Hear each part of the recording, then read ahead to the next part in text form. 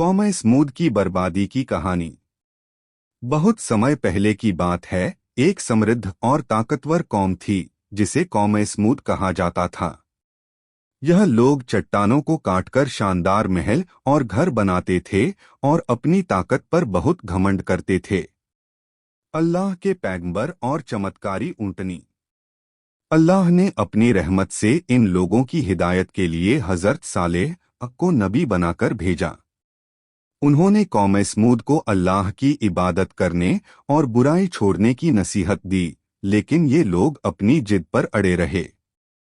उन्होंने नबी सालेह से एक चमत्कार की मांग की। उन्होंने कहा कि अगर एक ऊँटनी चट्टान से निकल आए तो वे ईमान ले आएंगे। अल्लाह के हुक्म से एक चमत्कारी ऊँटनी चट्टान से प्रकट हुई। यह ऊँटनी एक अल्लाह का निशान थी और नबी सालेह ने हिदायत दी कि इसे नुकसान न पहुंचाया जाए, क्योंकि यह अल्लाह की अमानत थी। कौम की हठधर्मी और बर्बादी। हालांकि कुछ लोग ईमान ले आए, लेकिन ज्यादातर लोग नबी सालेह का मजाक उड़ाने लगे। कुछ सरकश लोगों ने मिलकर उस ऊँटनी को मार डाला। नबी सालेह अपने कौम को चेतावनी दी कि 3 दिन के अंदर उन पर अल्लाह का अजाब सजा आ जाएगा। जैसा कि कहा गया था, पहले दिन इनके चेहरे पीले हो गए, दूसरे दिन लाल और तीसरे दिन काले पड़ गए। फिर एक भयंकर आसमानी चीख और भूकंप ने इस पूरी कौम को तबाह कर दिया।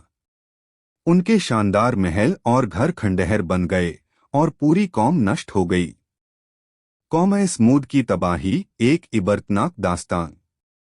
कौम समूद, जो अपनी ताकत और समृद्धि पर घमंड करती थी, एक ऐसी कौम थी जिसने अल्लाह की हिदायत को ठुकरा दिया। उनकी बस्तियां पहाड़ों को काटकर बनाए गए खूबसूरत मकानों से सजी हुई थीं और वे खुद को अमर समझने लगे थे। लेकिन घमंड और बगावत इंसान को हमेशा तबाही की ओर ले जाती है। अल्लाह की रहमत और लोगों की हठधर्मी।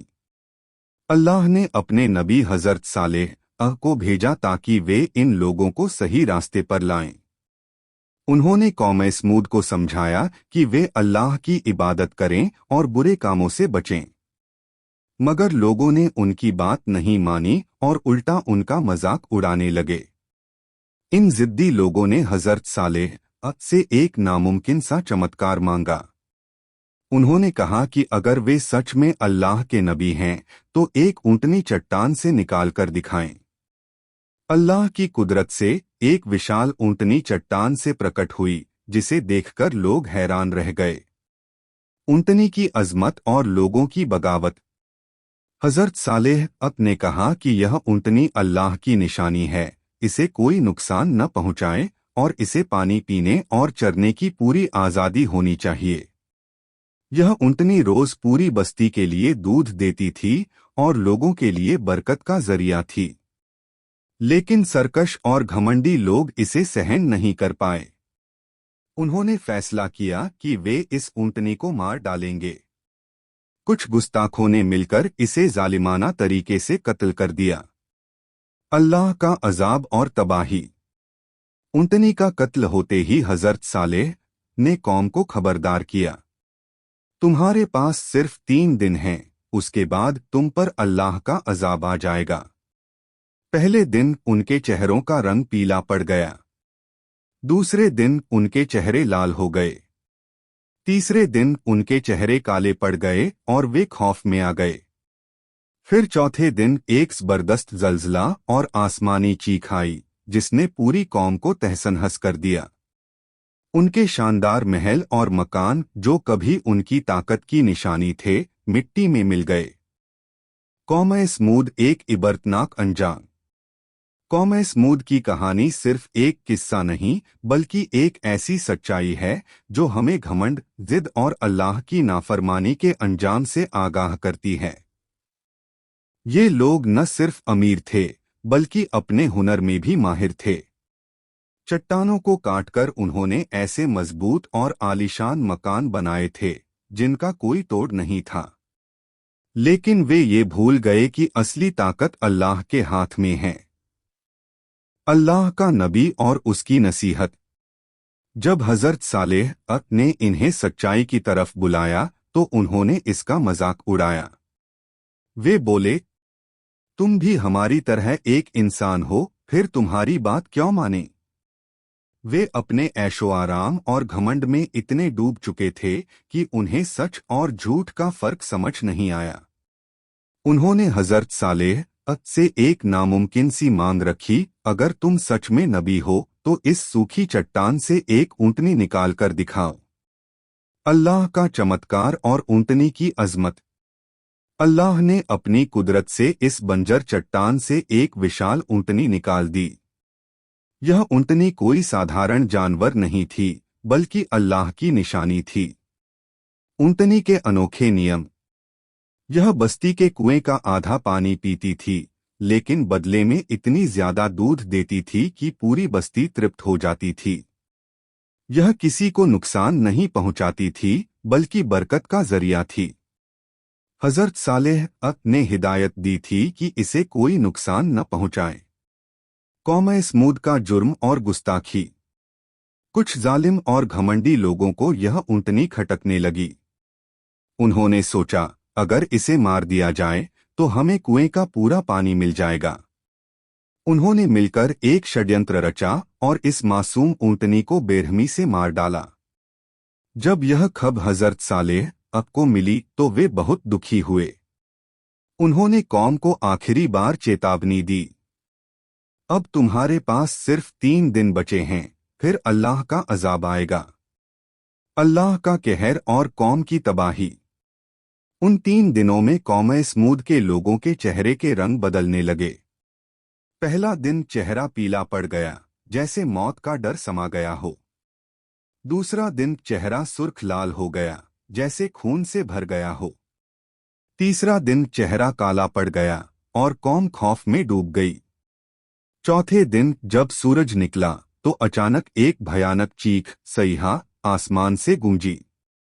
यह आवाज इतनी जबरदस्त थी कि उसके कंपन से लोगों के दिल फट गए।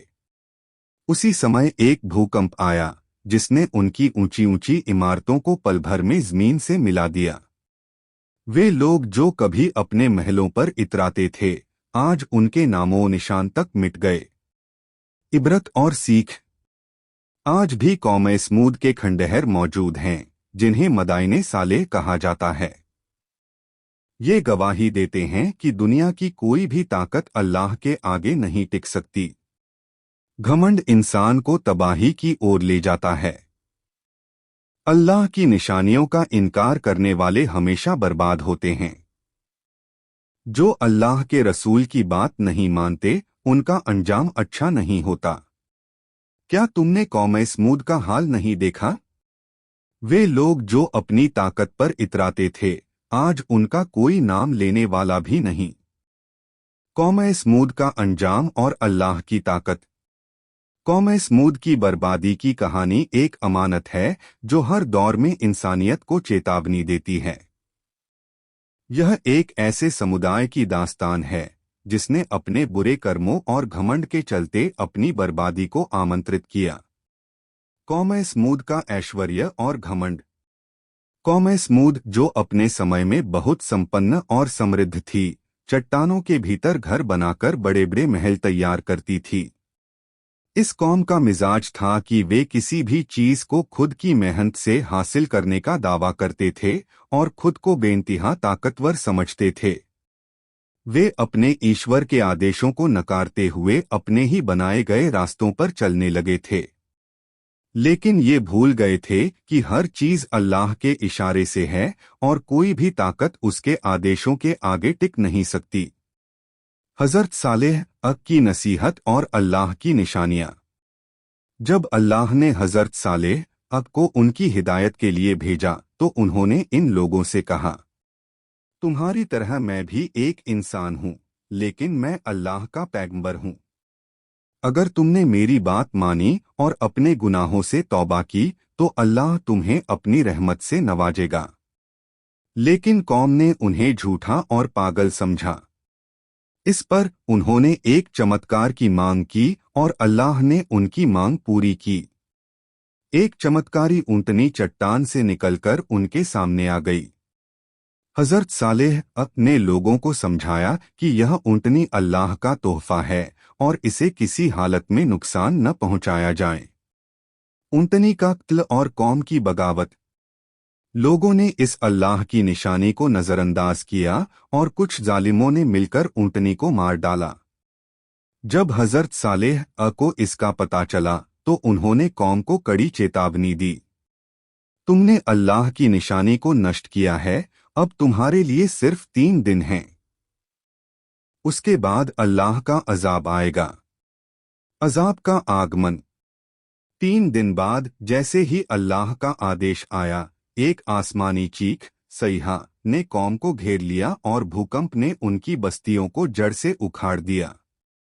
उन लोगों को न तो बचने का वक्त मिला और न ही किसी तरह का बचा।